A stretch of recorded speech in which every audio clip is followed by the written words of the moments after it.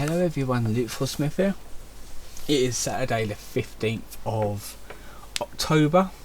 In today's video, no, it's not going to be an Encyclopedia Dramatica reading. Skipping this week's one because I want to do a review, and it is for Tully's the Howl, which I attended last night. I didn't vlog because I didn't know if it was going to be busy or not, because I don't normally vlog there because it's a smaller one and it's normally packed, and I was the first one there, so I could have vlogged, but never mind. I'm just doing this review. So in this one you do get 2 new attractions this year. Howl Valley High was an extra maze, the 6th maze, and also you got the Circus of Horrors, which is your extra attraction, your second extra attraction. So I'm just going to give a review on the haunts. There they mark it off, and so what we'll do is I will pull this down here. So here's where everything was. I don't think I showed this in a review yet. So here's where everything was now. Before, let me just check if it's yeah, just record cursor. Before you drive through here, up the lane, up the side, and here's the entrance right here. So you go through into this bit here, and there's your main mazes there. However, this one, the entrance was up here. This is the new entrance of it because of the 2 new mazes. So let's just get the ones that we already know out of the way. So first things first, the attic in this building here. Pretty standard haunted house maze attraction. More or less the same as it's always been. You go through, you get scared a lot. It's like a hotel theme that you go up into the attic of it. There's like minimal scares up into the attic. There was about 2 scare actors I saw up there, not so much. It was more or less down on the bottom floor where all the action was. So they could have put more actors upstairs, because that's the name of the game, the attic. So you expect more scares in the attic, but it was the weakest one, and it always has been for me the weakest maze. I don't know if they're gonna like do away with it and I have something else, but I'm not quite sure. Next one down is the shed, which is in this building here. This also goes outside the back as well, so it's an outside area as well, only a little outside area. Again, more or less the same. I like the first portion. There wasn't many scare actors in the first portion. It's like when you got into the waist high big squeeze, then they started coming, but outside there wasn't that many. I think there's only about 1, but I didn't even see anyone. When you get into the second portion, after the outside section, then they started to ramp it up a bit. So again, put more actors all throughout the maze, not just in like certain sections. I know it's probably doing like build up tension and everything, but I feel like there needed to be a bit more actors in there. Squirrel's Yard, which is in this like junkyard section right here, I feel it was a bit shorter than usual. I don't know why. I felt it was longer last time. It just felt a bit shorter. It's always been my favourite one. However, there was normally 2 chainsaw guys in there, and there was only 1 this time, so I'm not quite sure if they only had 1 available. I'm not quite sure, but it was still fun, and it was the first maze I did. I got there about opening time. Maze is open at 6:30, but it actually opens at 6 o'clock, so we got in there early. And it was still daylight, so it kind of like because you expect like because the Squirrel's Yard is an outdoor maze, and it was daylight. Kind of like softened the mood a little bit, but it was still good. Kind of wish I left it till last though, so I can feel it in the dark, because it's more better and scarier in the dark as well. That's probably why they didn't have 2 chainsaw men there. They probably put 2 there when it gets dark. So I probably should have left that one until last, really. But it was still good. It's always been one of my favourites, that one has. Red, which is in where was Red? Oh yeah, in the long shed one here.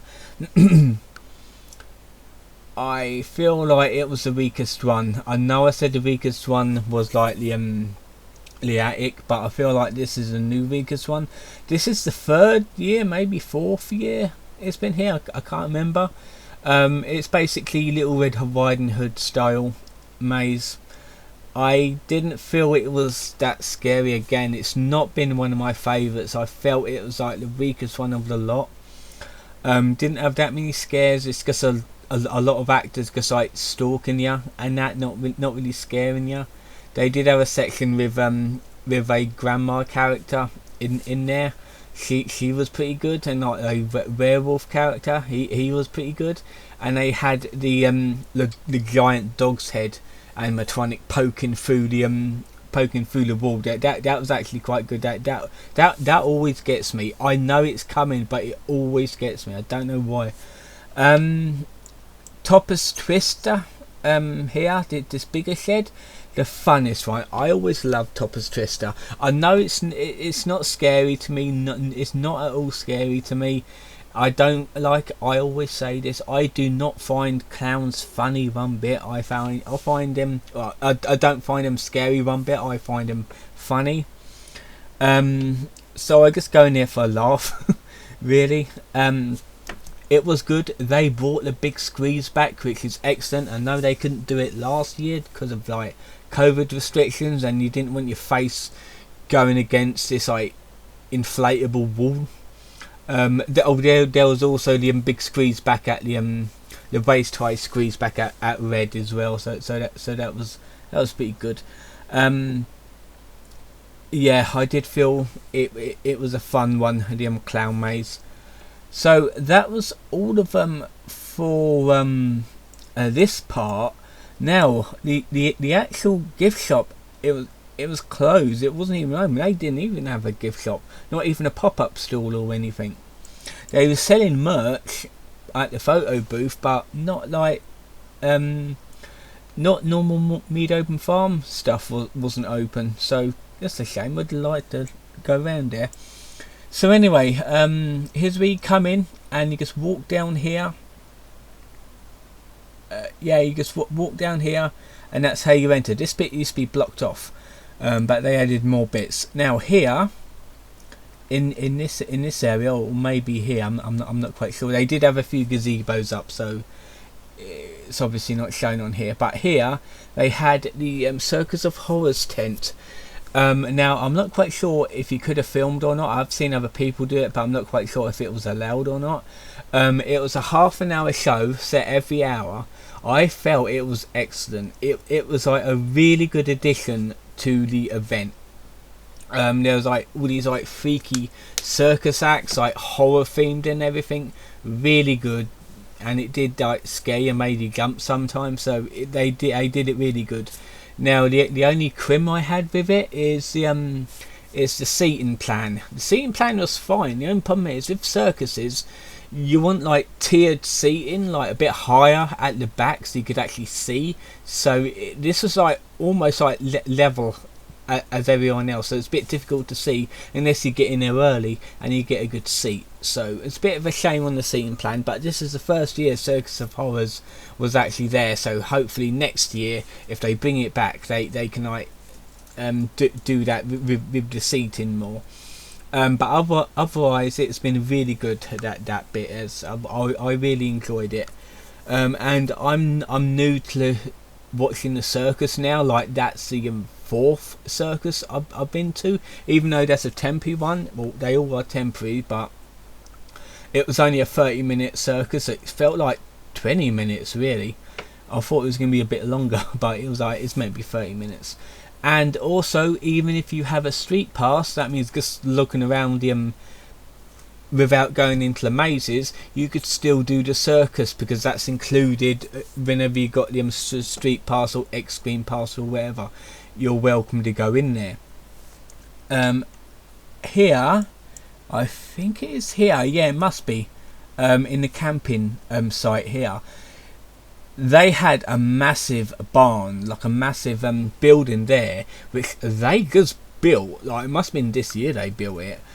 Obviously it's not on here because this must have been taken like beforehand, but they had a big building here, and it was a Hell Valley High one. I was expecting it to be like a temporary gazebo, but it wasn't. It was like a full building with it in, and it was based it's the new maze, and it's based after a like high school, American high school, and it's like, as soon as you go in, you have to watch a film basically telling you about this school, and like giving you like the rules and that. Don't run in a hallway and that. And the person that like shows you in playing the tape says like, stand against this wall and smile for the camera, like the first class photo. And as soon as that thing went off, it was basically a flash. It wasn't a real camera. There was this like girl coming through the blinds screaming at you just to get your reaction out of it. And then you just like go through this other door into the actual maze itself. Which I think that opening was fantastic. I really enjoyed that. Like, it's like really done, really professionally. So it was really good. The actual maze itself was decent. I quite liked it. It was like going through obviously a high school scenery and settings. Like you got the gymnasium, you got the cafeteria, you got the kitchens, you got the classrooms, you got the dance hall sort of thing, like the sports hall and everything. You got the gym, even though I said gymnasium. Classrooms, like everything you see in a school, in a high school, or pretty much any school, was there. So it was really good. They even had like the girls and boys bathrooms you could go through. It was really weird. Like all the boys had to go through the girls' bathroom, and all the girls had to go through the boys' bathroom. So that was quite funny. But yeah, I felt, well, that's the thing, is it was a little bit short, but it was in like a smaller linear building, so you don't really expect it to be that long. And I still liked it because it had like a good amount of actors in it.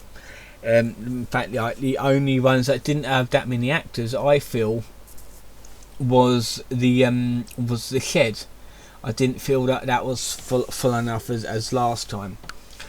But I still enjoyed everything about this place. I go here like every year so I can see all like the changes, even though recently there hasn't been any major changes apart from this year with the 2 new attractions. So yeah, it has been a good time there. I'm going to pull up my my camera again. There you go. So yeah, I quite enjoyed myself. Yeah, it's a really good attraction. I think that has been it for this video. I can't really think of anything else to say about it really. Tomorrow I will be recording 2 videos. One will be the weekly recap video, which I normally do, and I'll be watching the She-Hulk final episode tomorrow, because I haven't watched it yet, which is weird because I normally watch it on Thursdays. I'll be recording a review on that, and I'll be releasing that on Monday morning, scheduling it to be uploaded Monday morning. So I can, when I get home, I can do a another gameplay session of Resident Evil 4. So I hope you enjoyed this little review video. Don't forget to like and subscribe, and also my links are up there if you want to donate to the channel. Really appreciate it, and I'll see you guys next time.